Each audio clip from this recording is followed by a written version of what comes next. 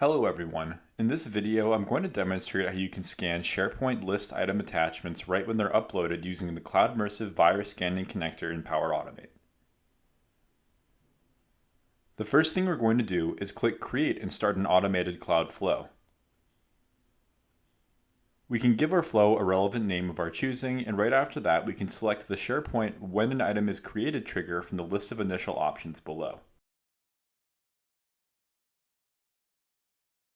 Clicking Create after that will bring us to the flow diagram page. From here, our first step is to configure our flow's trigger.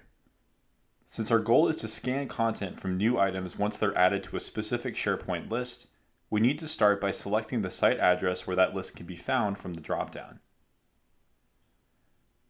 After that, we need to select the list name itself from the second dropdown. Now our flow will automatically receive data about new items on the list whenever they're created.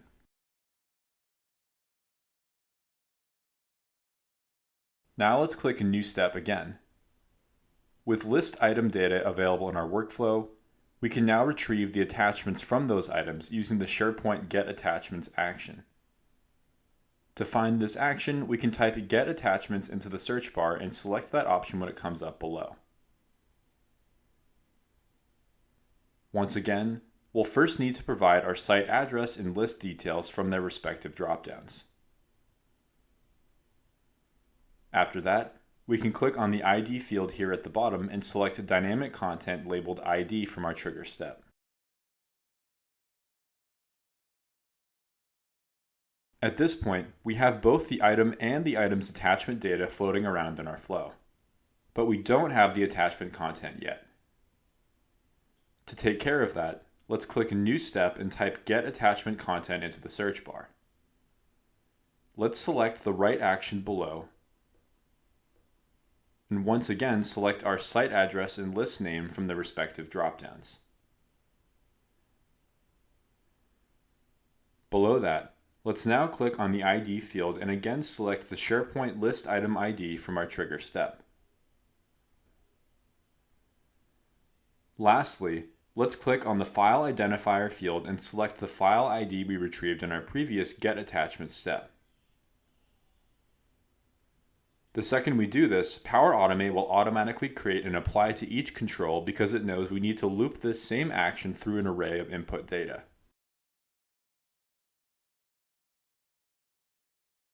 At this point, we have all the SharePoint data we need, so we can now introduce the Cloudmersive Virus Scanning connector.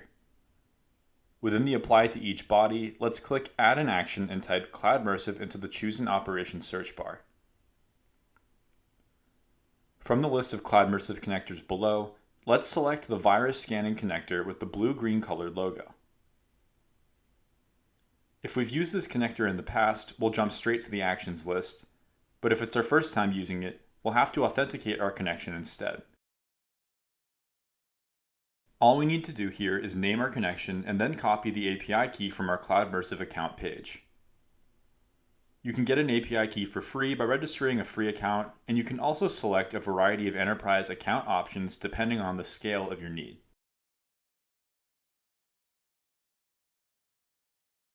Once we reach the actions list, let's go ahead and select the Scan a File for Viruses action.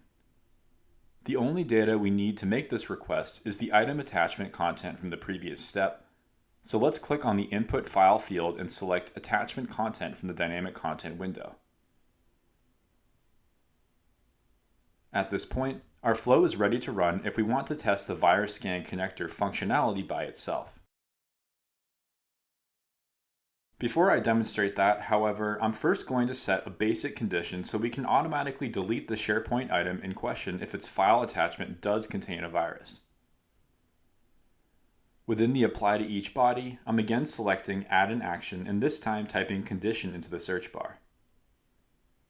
After selecting that option from the list below, I can now have two separate outcomes for my flow depending on the results of the virus scan action.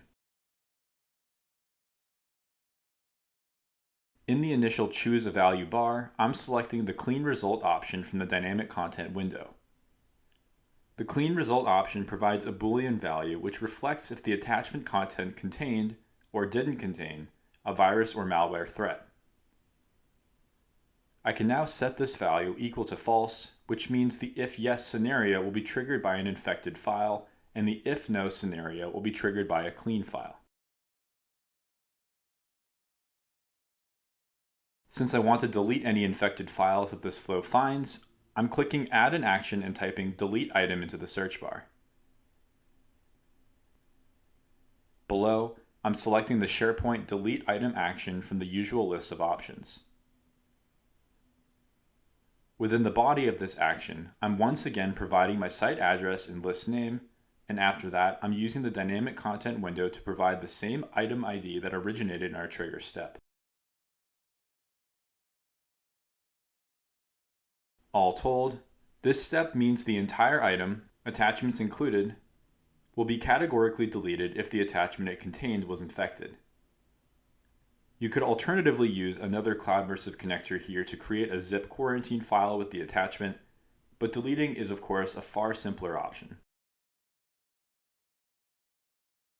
For this demo, I'm going to leave the if no scenario blank, so nothing will happen in our flow if the file is found to be clean.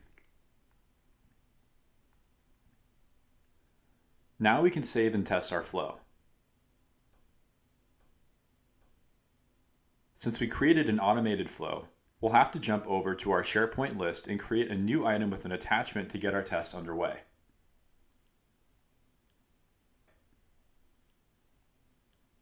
Once we create our test item and give it an attachment, we can jump back to our flow and wait for it to run. After a few moments, our flow should run smoothly and provide a result.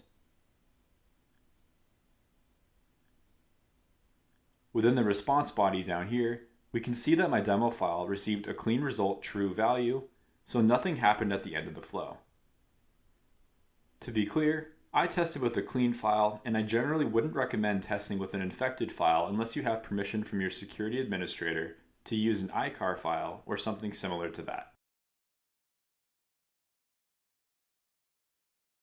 With our test complete, we've reached the end of this video. If you have any questions about this flow or want to learn more about Cloudmersive APIs and connectors, please do not hesitate to reach out to a member of our sales team. I'll put a link in the description below.